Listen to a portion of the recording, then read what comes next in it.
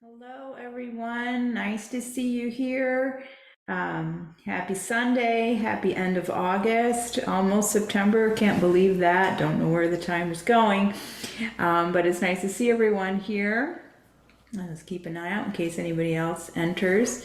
So today we're going to talk all about back to school time. Some of us may have already gone back to school, like I went back to school this week. It was just finished my first week back. Some of you might not be in school at all. Maybe we have some teachers.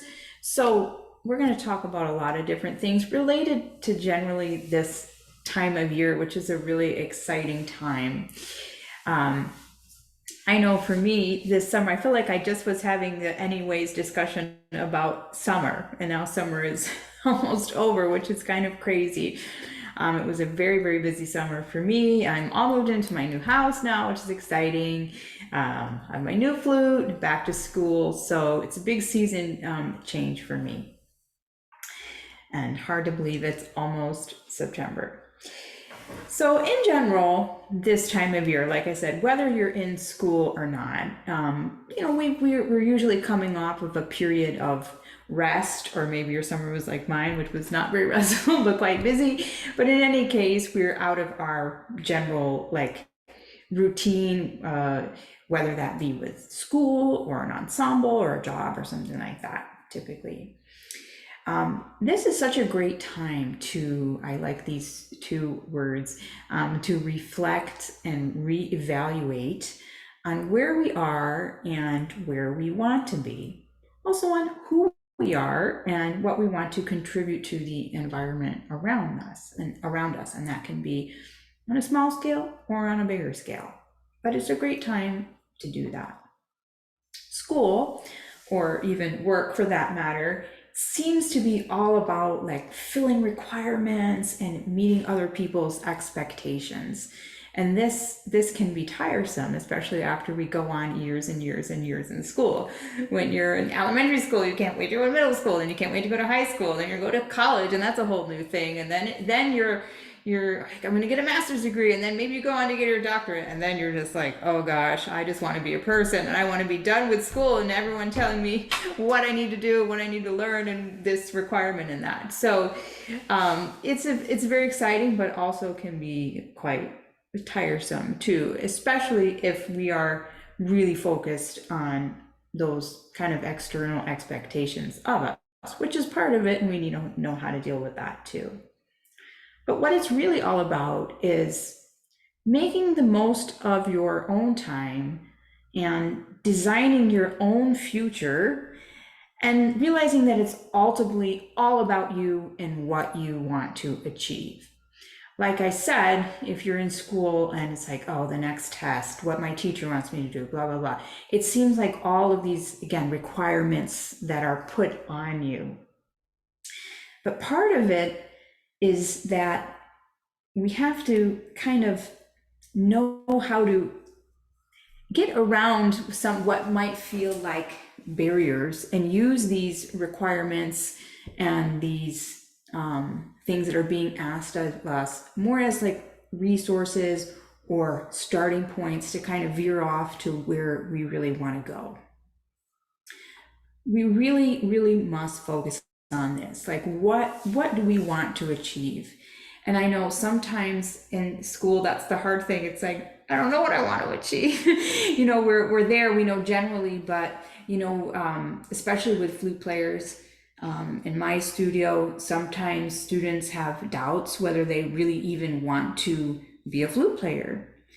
And the first thing that I always tell my students right away is, I don't really care what you want to be. If you want to be a garbage truck driver, if you want to be a hairdresser or accountant or whatever, I'm happy with that.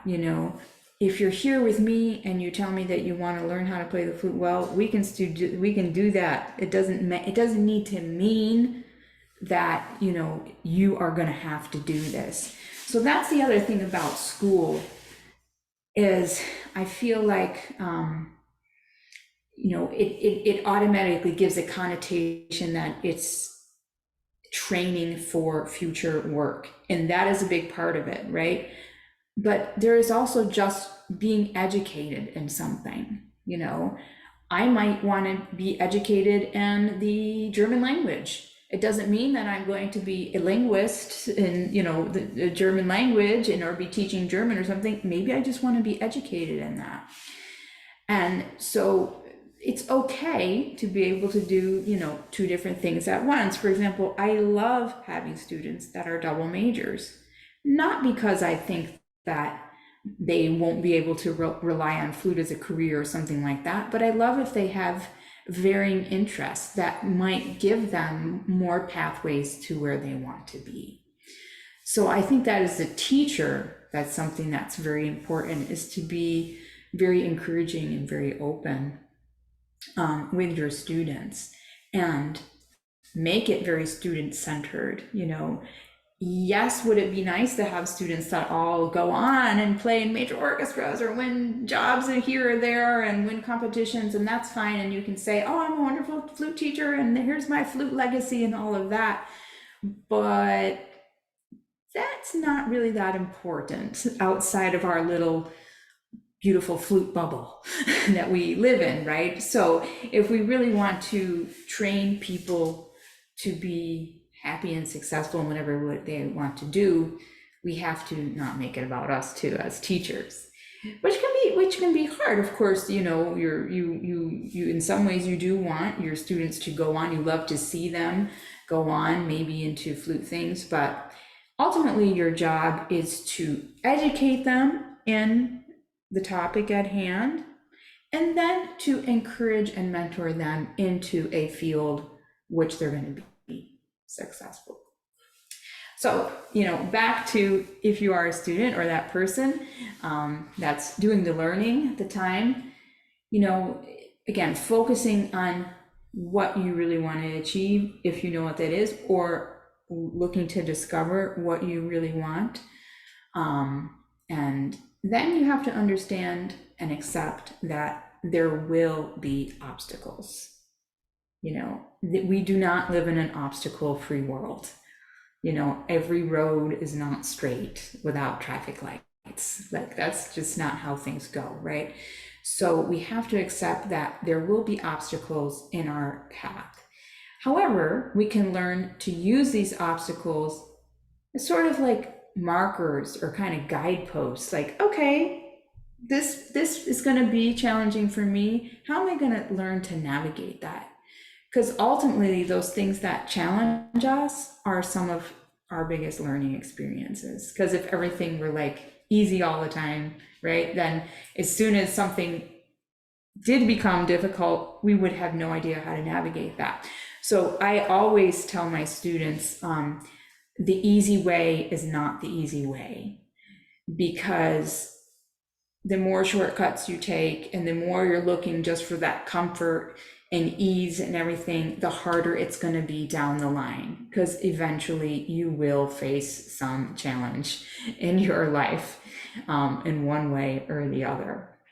So I encourage everyone to put themselves even in situations that may be challenging for them, not to avoid them altogether. So I know we don't want it to be stressful all the time and stuff like that. I get that, we don't, I'm not saying to constantly look for conflict and challenge or something like that, but don't shy away from it all the time, and making sure you're really confronting those things, because that will also help you to really learn what you're made of and what you want, because you'll start to realize what challenges you like to have and what challenges you don't like to have, and that will also help you to learn what you want. You also want to find out what motivates you. Sometimes people say to me like, oh, you must be so motivating for your students because of your energy and stuff like that. And I say, well, I don't really feel like it's my job to motivate my students. I hope that my students feel motivated by my example, but I think it's everyone individual's job to learn what truly motivates them. Now, some people might rely more on external motivation. Some people might be more internally motivated. I know that I'm almost completely internally motivated, and I know that that has really sustained me over time. Now, there's nothing wrong if sometimes you need some external motivation. We all need that every once in a while, a little push, a little nudge, a little carrot on the stick to kind of bring us along. But I think we have to be careful not to rely on like this constant external motivation, because that can come and go. You don't come and go. You're always with yourself. You always have yourself. You always know, what's going on with you. So I just always encourage everyone to just beware if you rely very heavily on external motivation. That could be like, say for example, you're in school and you want to do like competitions, and like that's your motivator to practice is like a competition. Well, what happens when you turn, whatever, 28, and you can't do competitions anymore, right? The age limit. It's like, uh-oh, I don't have those. Because also that motivation turns into validation. And if we're constantly looking for that external motivation, we're also looking for that external validation. And that's someone else telling you again, oh, you met my expectations, you did well. And then when you don't have that validation anymore, like when you're not a student, you don't have your teacher telling you you're wonderful or whatever, or you didn't have the competition prize or something, then it's like, uh-oh, what do I do now? So it's really important that we, again, understand ourselves really well, what motivates us, and that we validate ourselves, not through those external factors, but really by the integrity of our own work and what we do and what we can offer to other people. Another thing, it's also a really good time when a new year starts or a new cycle, whatever, again, if you're in school or not, is, has your previous approach been working for you? Sometimes we just kind of go with the flow, right? And we keep doing it, and it might be working pretty well, and it's the saying, if it isn't broke, you don't need to fix it, works, I think. But sometimes we can adjust or tweak things a little bit so that we're not really, just kind of staying on a plateau, because even if we think we've got our formula down, things are changing around us all the time too. So we need to know how we're like reacting to that environment. Maybe you've always followed a really strict routine, and you like got it down, and like you've got like, every day I practice TNG this, blah, blah, blah, blah. And maybe you can go, maybe I don't need to have that strict of a routine anymore. Maybe I can allow myself more flexibility. Maybe I can incorporate more improvisation into my practice, instead of like following these expectations from the book, or am I just playing what the book says, or how can I use the book as a, kind of a starting point to branch off from, to make my own exercise? So I think there's always a chance to reflect and reevaluate on our approach and what we're doing, and our preparation, our practice, and our communication, and our connection with our art. So I've probably mentioned these before in my talks, but I think it's always a good reminder. So kind of my 5 keys to success, which I think are pretty simple. Number 1 is, don't be a jerk. Meaning, be kind, be a nice person, be a person that people want to work with, want to be around. It's pretty important to be a good person, and be a good contributor to our environment. Even if you are the best player in the world, or you're the smartest person in the world, wherever, if frankly you're not very nice and you're not very agreeable, or you're just difficult to work with, people aren't going to want to be around you. Eventually your talents will wear thin if you're not a person Like I said, that is just nice and people want to be around. So that one is pretty simple, but pretty important. Number 2 is pay attention.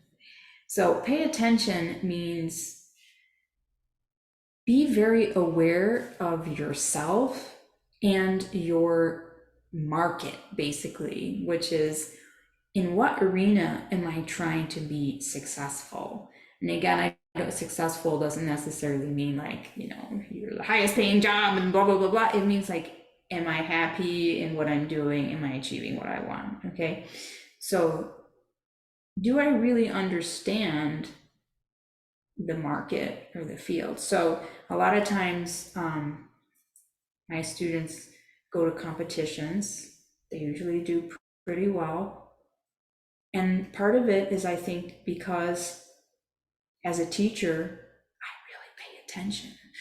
I know who they're competing with. I probably know better than they do who they're competing with. And I get on their case sometimes because it's like, I don't need to compete with these people, like I'm a completely different generation. You're competing in this market. You need to understand your market. You need to know who these people are, who they're studying with, what they're doing.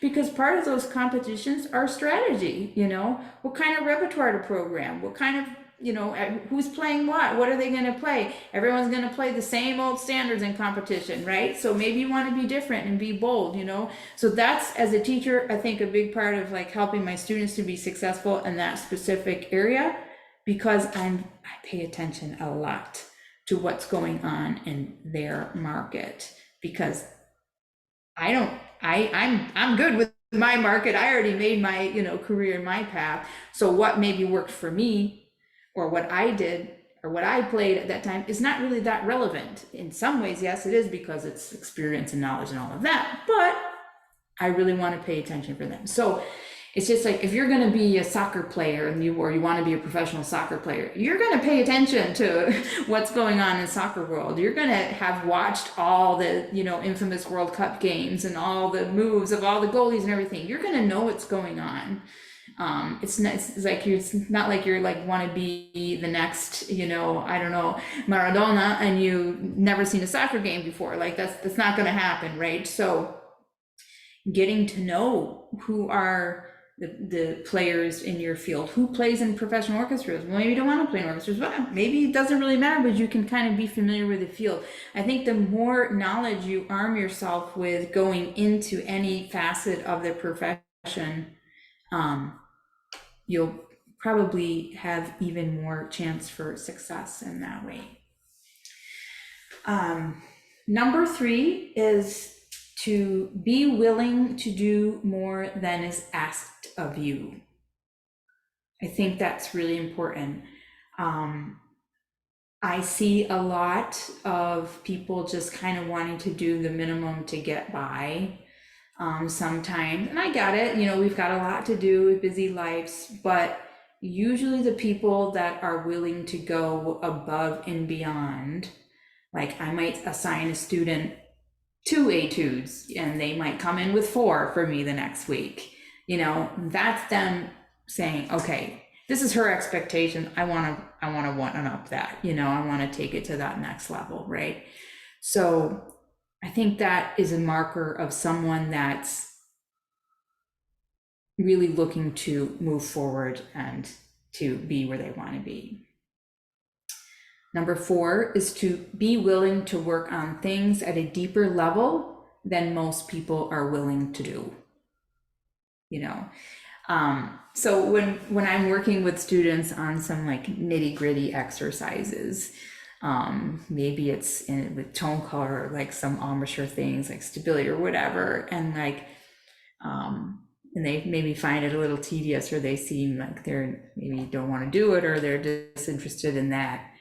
I asked them, do you like sounding good? And the answer is usually yes. And I said, well, you should fall in love with the work just as much as the result, because I don't mind doing any of the work that it takes to make me sound good, because I really like to sound good. and I really don't like to sound bad. So therefore, I really love the work that it takes to let me achieve what I want to achieve. So falling in love with the work, I think, is really important.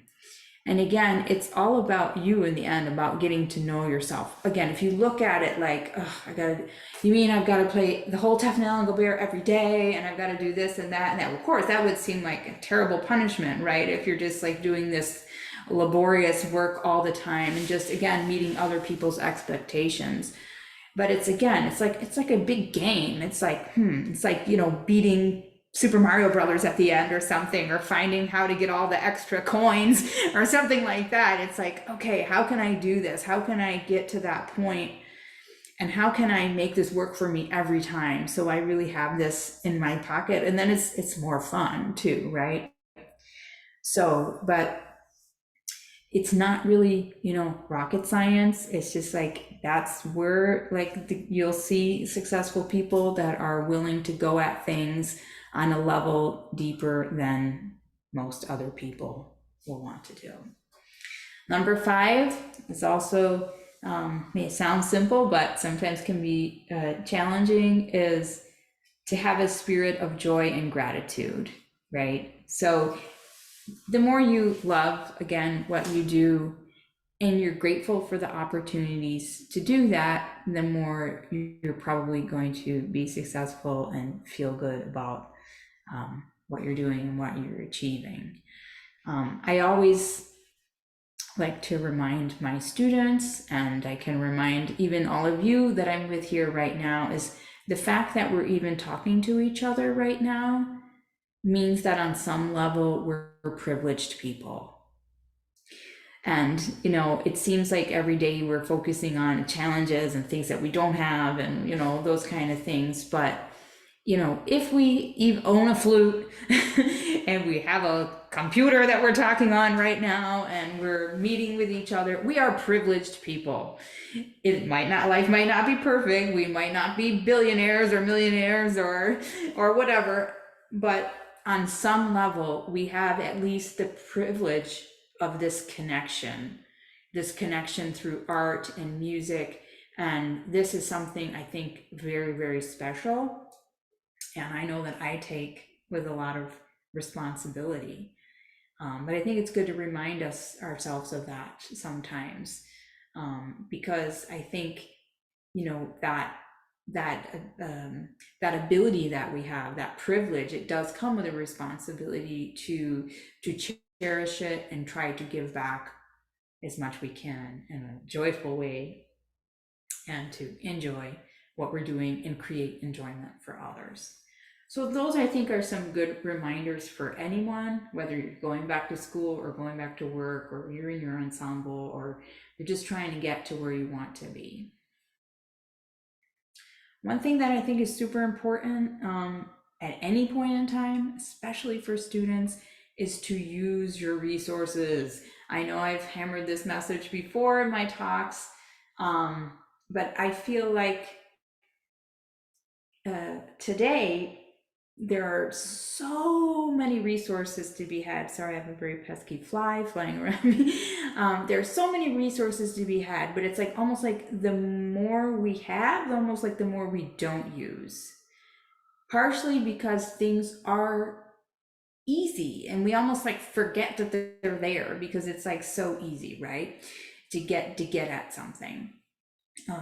I know that when I was in school, when I was in high school and even undergrad, like I had to buy a CD, like those things that are practically extinct now. But I had to order it online, and not even online. We didn't have online really yet. The internet had just started, so I had to order it with a little like postcard, and I'd fill out like which CDs I wanted, and so in a way you had to kind of work for that.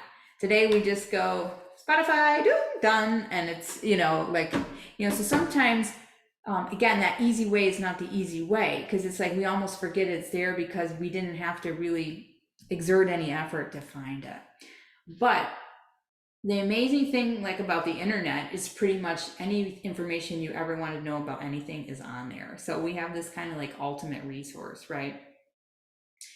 Or at least if it's not specifically on there, maybe it's only in a book, you can still find where that book is or whatever, you know, so we have that amazing resource. We also have the resources of like what we're doing right now, which is connection, right? So all of you are using this resource right now, which is great, right? So it's available to you and you're using it.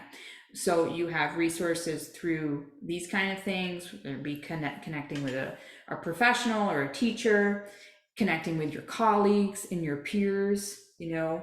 I know one of the things I love about my studio at the University of Iowa is how connected my students are to one another, how much they support each other. You know, of course, they all attend each other's concerts and recitals, and you know that in a way, of course, as support to them, but also really using their colleagues as resources. Like, wow, so and so is really good at that. I'm gonna pay attention to what they're doing because like I want to get better at that. And I think that creates a really healthy not even competition but like motivation amongst the individual members of the studio, because everyone is unique and everyone has such unique strengths and contributions, you know. So my students are getting pretty good at using one another as a resource, and I think that's really important. No matter what step of the game you're at, whether you're still in school or you're someone like me, you know, I know I use my colleagues as resources because we got a lot of really great ones. So of course I want to use them as well. Maybe, you know, if you are in school, like take advantage of all like the maybe the facilities even in your school has to offer, you know. If you have like large spaces that you can get into, even like rehearsal rooms or concert halls, a lot of times students can check them out. Check it out as much as you possibly can. Get in a big room, record yourself in those spaces, get to hear what you sound like and learn what you sound like in different environments. You know, if you're just kind of practicing in your favorite little, you know, 4x4 practice room all the time, you're also not like using the resources of, you know, the building, which might have other places. I always tell my students like beg, cheat, and steal to get into the bigger rooms, because it's really important to learn how you sound in those bigger rooms. Like, yes, it's nice to practice in a dead space because you can't hide. But at the same time, you're not ever going to perform in those rooms. You're going to perform in bigger spaces. So it's really important to even, like I said, use the facilities as a resources. If your school has a library, I know our university has an amazing music library. If you're not in school or, you know, whatever, use the resources like obviously like IMSLP or all the online, a lot of stuff is free these days, but there are other online places where you can download music even for a fee, but you can still have access to it.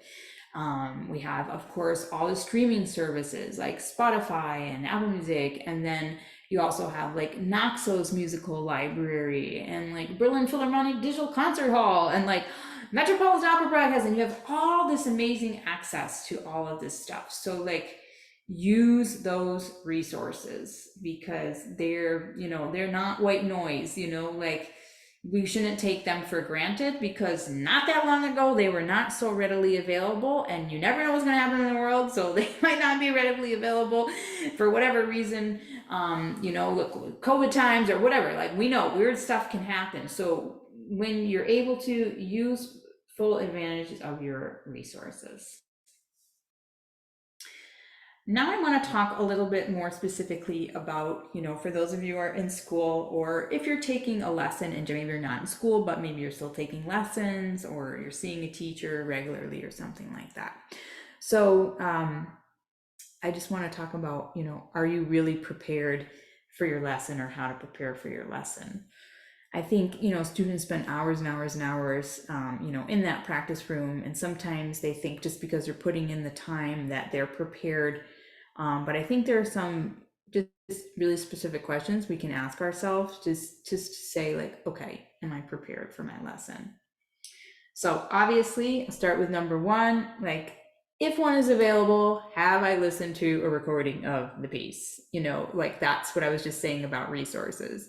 Like if a student came in and was playing something like super, you know, well known, like the Ibero Concerto or something, and I asked if they, you know, heard a recording of it and they said no, that would probably be the end of the lesson, because there's like absolutely no excuse at this point in time, like to not know what the Ibero Concerto sounds like. You know, there are probably like 10,000 bajillion recordings of it on YouTube alone, you know, not to mention, you know, professional recordings. So, you know, things like that. It's just like you just didn't even hit the basic interest level of, you know, the piece. Not that it's all about just listening to the piece to copy style or something like that. I mean that, but you have to have the harmony in your ear. You know, most people don't have such a brain that they can, you know, just look at it and see, like, hear all the harmonies. If you do, you're great, you know, but not everybody has that ability. So just understanding like the full context of the work as much as possible is super important. Now, it might be a new piece and there might not be a recording available, but even so, things go pretty quickly these days. So even if it's just a couple months old, chances are someone's already played it and put it on YouTube or on their Instagram or wherever, and you might be able to find just a basic recording. Again, not to copy something for stylistic purposes or something like that, but just to kind of have a basic idea of, you know, what it sounds like. So obviously if the piece is with piano or any other kind of ensemble, have I studied the full score? You know, I think even though it's kind of a nuisance because you're having to like click the, you know, either on your iPad or flip the page, sometimes the first time you read through a piece is good to read it from the piano score or the full score if you can. Just to kind of know, like, oh yeah, okay, the piano is playing a chord, so there, and is it changing chord? Is it staying chord? Like that will inform immediately, even like how you gonna make your vibrato on that long note, for example, because like say you're playing a note and the piano's playing a chord and then your note doesn't change but the piano's note changes in the chord, then the harmony changes. Then your note is not the same note anymore, even though it's the same note. So you're just going to be informing yourself with more knowledge right from the get-go. I think a real mistake is to kind of learn the notes and add the music later, you know, kind of woodshed through it and kind of get it under your fingers and then figure out what you want to do with it musically. I hear a lot of people saying that kind of stuff, and that to me sounds like alien speak. It sounds very confusing because I'm interested in understanding the music, what the music is doing right away. Of course, I can't understand the composer's intention every second, but I'm going to do my best to really try to understand what the music is asking of me, and therefore I will need to understand what I need to bring to the table with my own skills, technique, expression, and so on and so forth. So that's another reason I think it's really important to start with the score. Next is, does your piece have a title? Maybe it doesn't, maybe it's just sonata or whatever, but maybe it does have a title. I can't tell you the amount of times where I have students brought in a piece that has a title and I ask them what it means.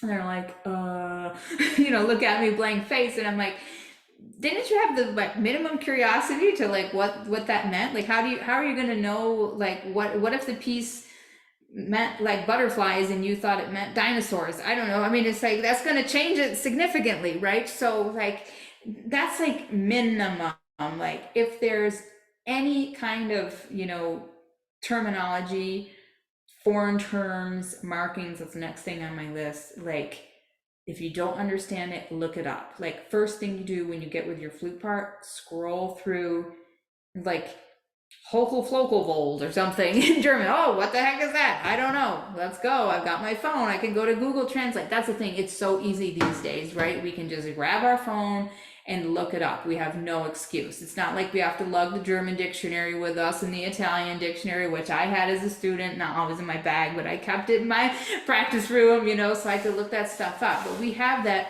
fantastic resource of Google and Google Translate, so we can find that very easily. But I want to know right away, like if it means like jokingly, playfully, singingly. I want to know that because that's going to totally inform even my technique of how I do that. So right away, don't put it off. Look up those terms that you might not understand. Next is like, does my piece have a key signature? Is it centered around a key? It might not, but maybe if it does, it's like, okay, have I really been sitting down with that key? Maybe it's a piece in A major. Well, A major on the flute can be kind of a pain, right? Because we have the C sharp, middle C sharp, which is my favorite note on the flute. I know I'm weird, but but it can be really sharp in A major because it's the third of the chord and we need it to sit lower. So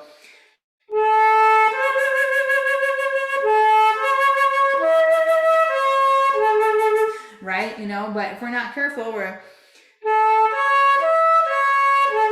and that C sharp is too open, right? So maybe we're playing Bach A major, we're playing another Fauré violin sonata, that's an A major, whatever.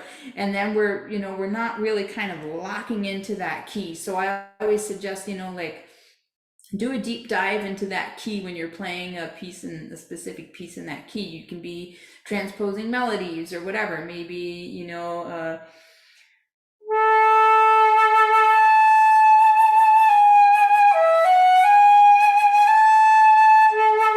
you know, maybe somewhere over the rainbow, something like that in that key. You know, that's a great interval exercises. Obviously, like technically, like working out,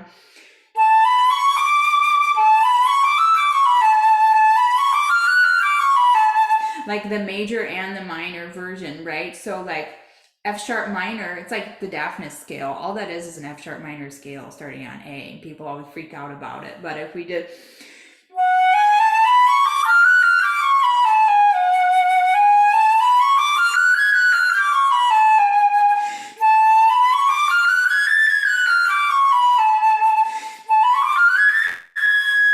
right? It's just, you know, part of that scale. So if we kind of really dive a little bit into that stuff around the piece that we're playing, we're less likely to kind of freak out about the context in the piece itself.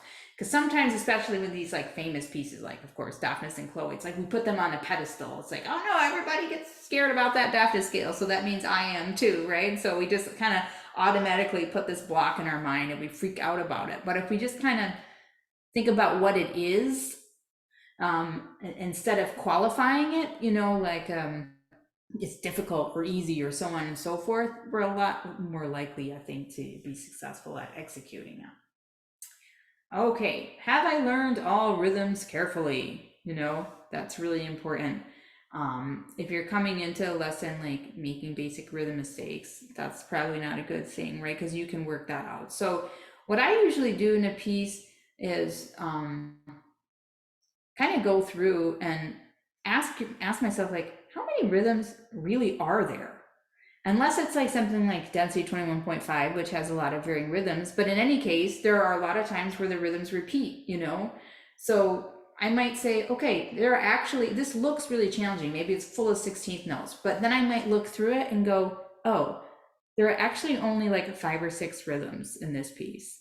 There are quarter notes, there are straight 16th notes, there's dotted eighth and a 16th, and like 2/8 notes. So it might be fast and it might be challenging, but rhythmically, it's actually pretty simple, right? So, you know, and am I able to really execute that rhythmically in time, you know? So making sure that your rhythm is really down. Then the next step would be like, have I practiced with a metronome? Yeah, there are going to be certain points in your life where you don't need to practice with a metronome so much all the time, but like at a certain point in time, like, have I checked in with a metronome?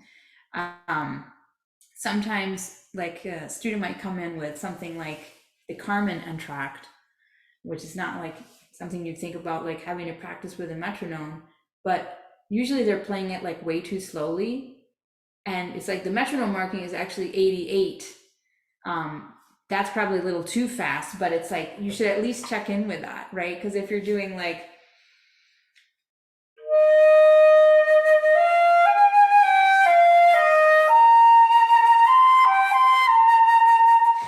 okay, that's kind of nice and pretty, but that's about 60 to the quarter note, right? So actually the Carmen solo is the same tempo as Mendelssohn's Scherzo, like they're marked the same, which is 88, right? So I might think of Mendelssohn, and then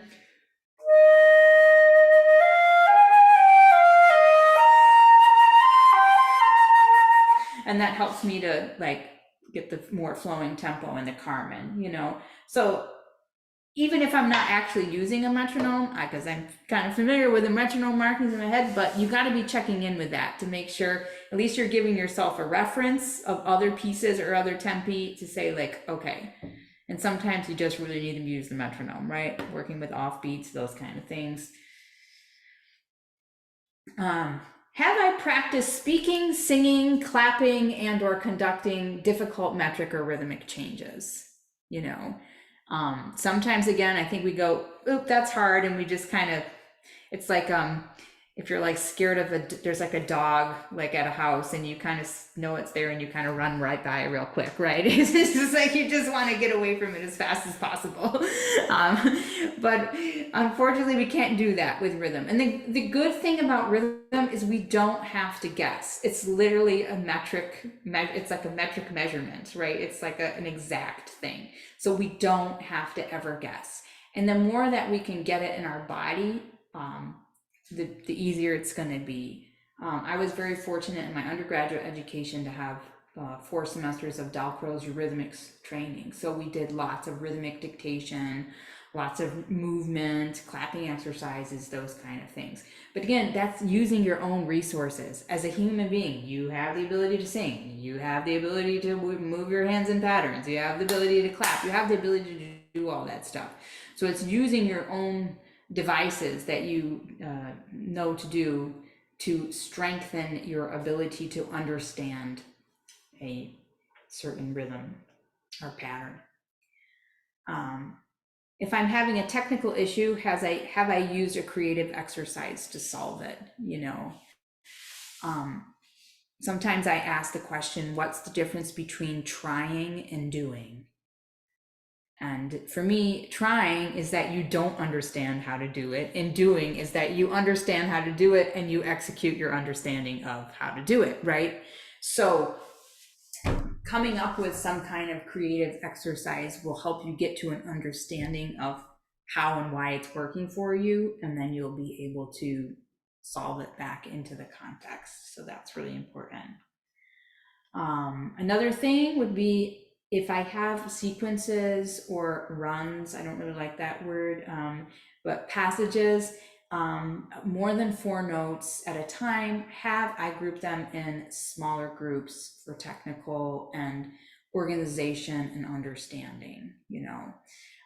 So if it's 15 notes, you might want to do by 3s because that's indivisible. However, it might not always work out like that. Maybe the pattern might not be exactly 3. It might be like 2 3 1 2 3 1. It might also depend on the intervals. For example, like if I have chromatic stuff or half steps, I'm always trying to group them together because they're really easy to kind of lean on and lock into. So you kind of have to dissect that a little bit. Technical stuff for me has very little to do with like fingers. I mean, the flute, actually, there's not a whole lot to do. It's like it goes up or down, and we don't have like all these thumb keys and stuff like bassoon and all. It's pretty simple system. So good technique doesn't mean fast fingers. It means that you have a certain capacity and facility that is working for you. That's one part of it, but the other part of it is the musical comprehension. And so much of how you perceive the music or how you're taking in the music is going to come out in your fingers, right? Because your brain tells your fingers what to do. So having that coordination ahead of time is super important. Can you actually hear the passage broken into those groups, you know? Not just kind of reading it, but can you hear it that way? That's super important. It drives me nuts if a student comes in a lesson and they're playing like wrong trills. So make sure you're checking your trills and that you're like trilling to the right interval and that you know the fingering for that trill, you know, like C to D trill. I'm like, second trill key,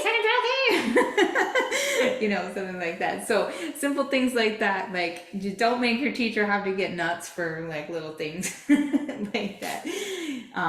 Even something like, you know, if you're playing Mozart, you know, part of why Mozart is used in auditions is because it requires a very thoughtful execution of those ornaments that are done in a kind of very classic way.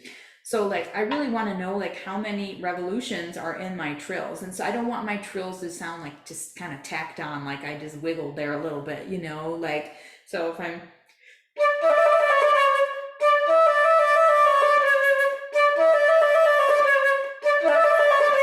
I know exactly how many revolutions I'm going to do in my trill and how I'm going to resolve and get out of it. So it doesn't sound like, you know, it's just kind of like a jumbled mess, you know.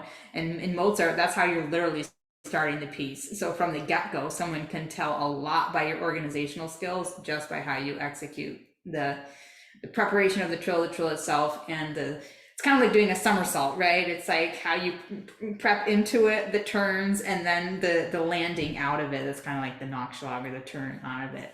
So really working out that stuff will show a lot in your playing about your diligence and preparation. Have I checked in detail all articulation, dynamic, and stylistic markings? That's the other thing. It's like, you know, if it's too slurred and too tongued and you're kind of doing it haphazardly, you know, it's like those, it's not just like a technical instruction of what to do or a suggestion. Like chances are that articulation pattern has a lot to do stylistically with the music, you know, so making sure that it's not just like, am I using my tongue or not, you know, but let you really think about like, not only like being conscientious about doing them, but also really like assigning them meaning. Have I practiced difficult passages for intonation with a tuning device? Now that can be your needle tuner, can be a drone or something, but have you really had a check on your intonation? That's something we should always be doing. But like if there is a passage that's particularly tricky for intonation, you know, and like if you go into your lesson and it's really out of tune and the teacher asks you like, have you checked that with a tuner and on? You're like, no, yeah, that's probably not the right answer, right? So it's like, we know we have to work on those things.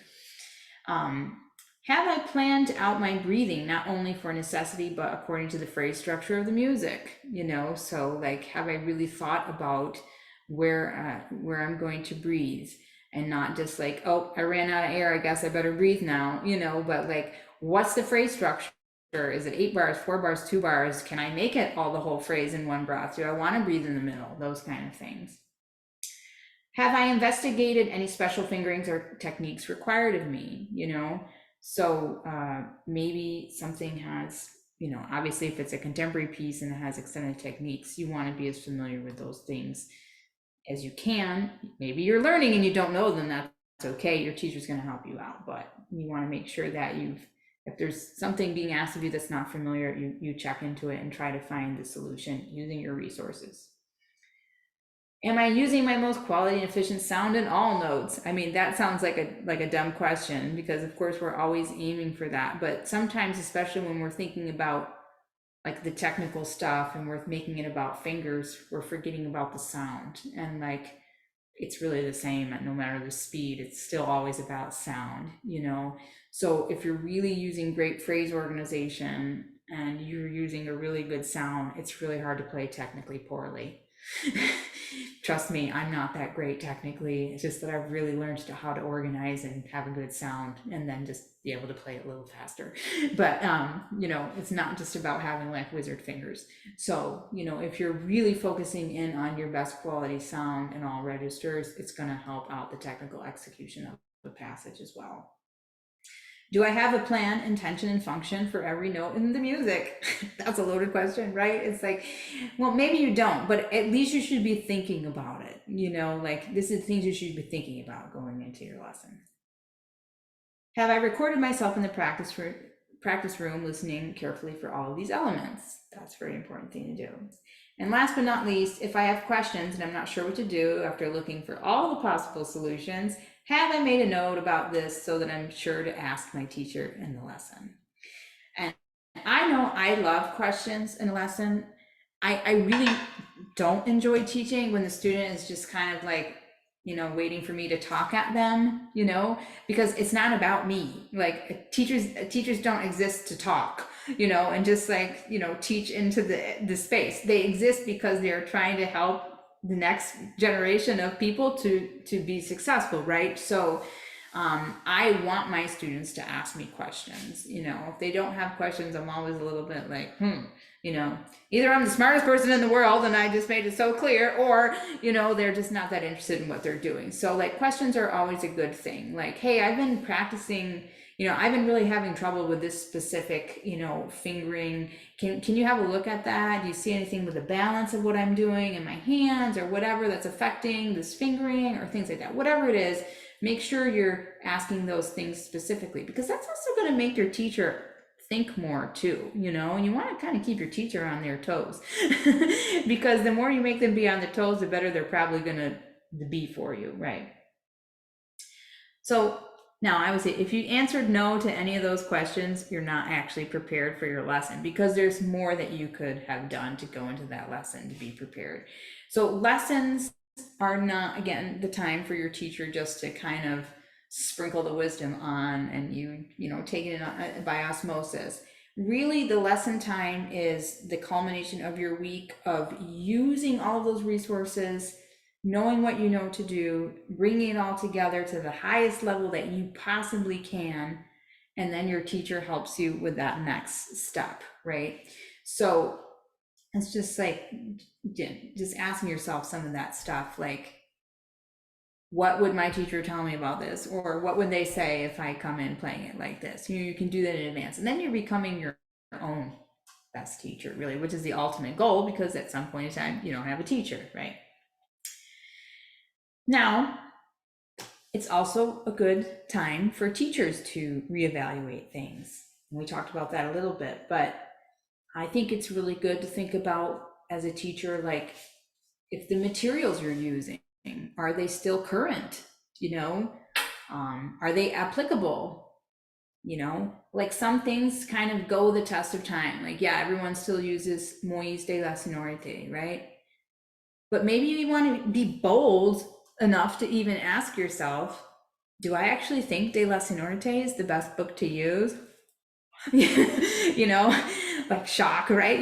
Maybe we just use it because nobody questioned it and everyone just keeps using it. But maybe you really find that there are new people, like some more current people, like, I'm not saying, I'm just using it as an example. Of course, every book is wonderful because it's a resource and we can use it. But there might be other things out there.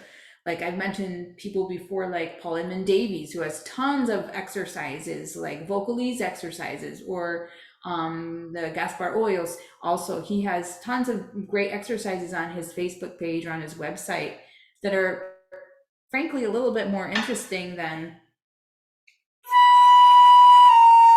that half-step exercise, which is good to do because it's all about creating a legato, not just the long tone part of vowel, but really creating a smooth legato in your transitions of the notes and connections of intervals. So it's good to do. It's always going to be a good book.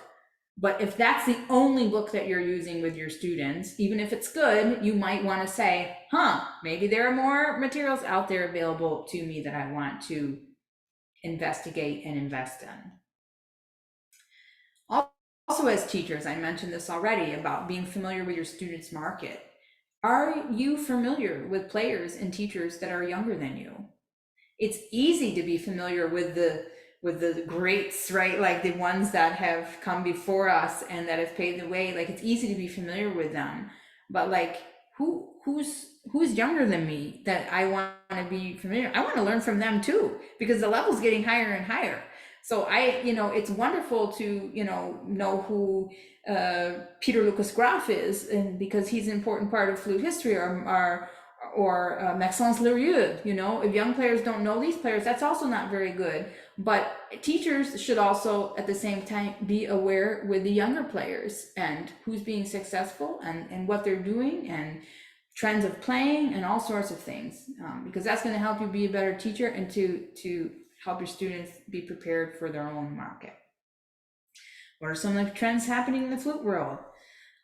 You know, experience and knowledge is wonderful, but you know, we have to hit the refresh button every once in a while as teachers. You know, I notice a huge difference even 5 years ago from like now and 5 years ago, and then like now and 10 years ago. It's like, you know, 20 years ago in the grand scheme of history is very little, but there's like a huge difference I see from when I was in school. Yeah, it's been 20 years since I finished my master's degree. So since I came out of school and in the last 20 years, I think things have changed exponentially. So even though in the grand scheme of things, it's not that much time, it's a huge amount of time and that a lot has changed. So I have to make sure that I'm not just kind of teaching who I was when I was in school, because it's not the same, right? If we really want to have student-centered learning, we want to be really mindful of our students' environments, the unique challenges they face. You know, one of the biggest challenges of the world in general, I think right now, is like between even now and 20 years ago, because I feel like maybe students are more stressed or more anxious, depressed, they're struggling with those kind of issues. We just have the ability to see everything now because of the internet and because of, you know, television, internet, all that, that I think people just get overwhelmed with information, right? 20 years ago wasn't like that. We didn't have Facebook yet. We didn't have Twitter or X or whatever it's called now, or whatever. We didn't have all that stuff. So we just didn't connect so much with that. It's not that there weren't bad stuff happening in the world or difficulties or things like that. It's just we didn't connect with it as much.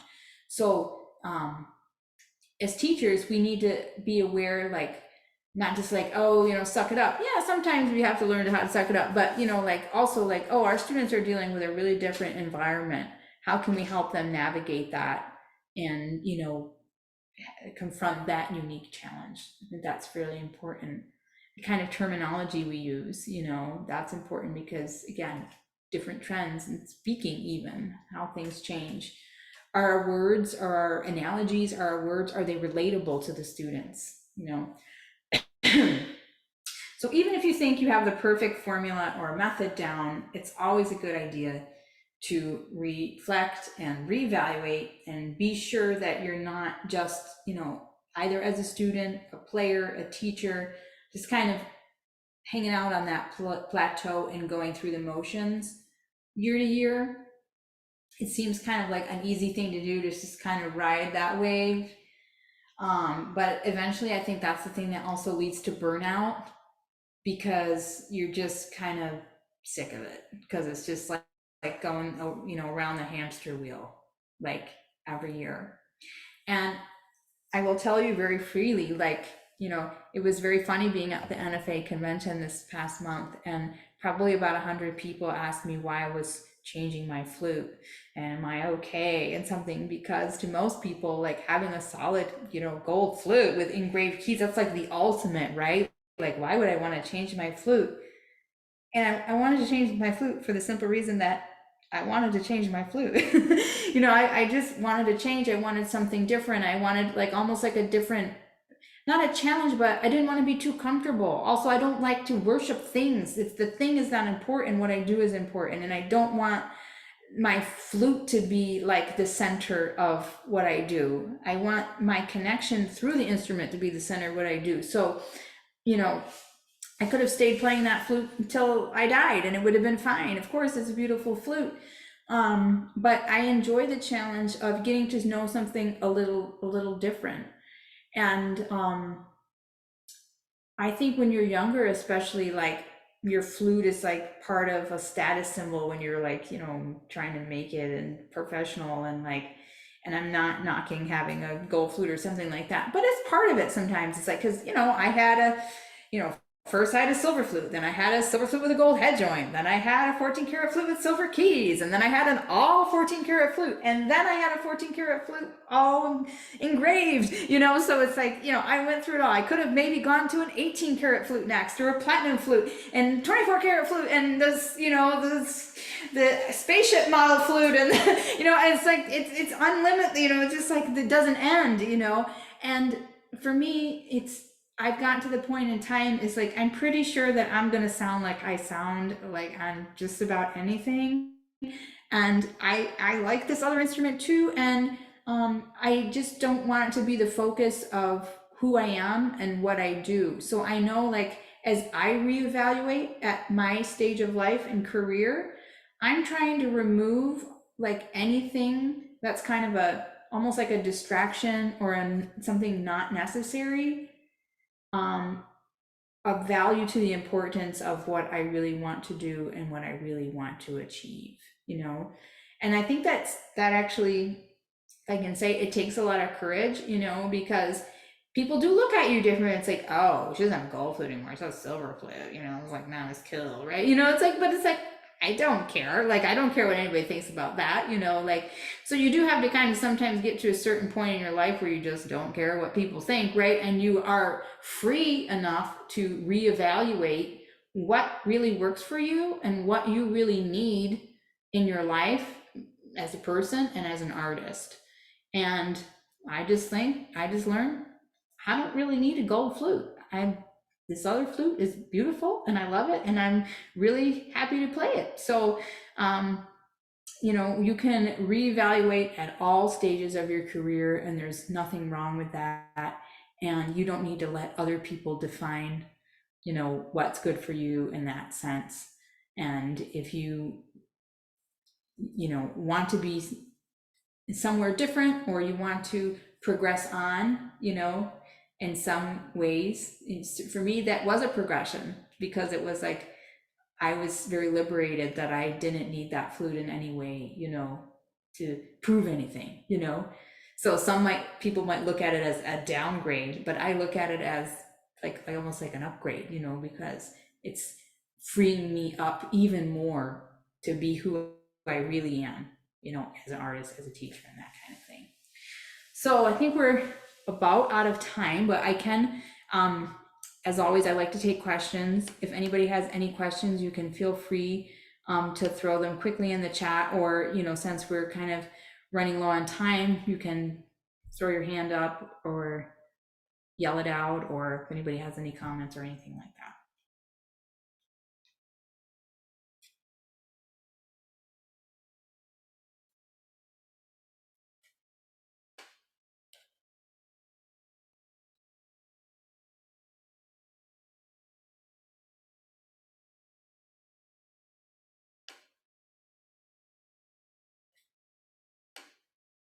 Okay. I'm not seeing any questions in the chat, so.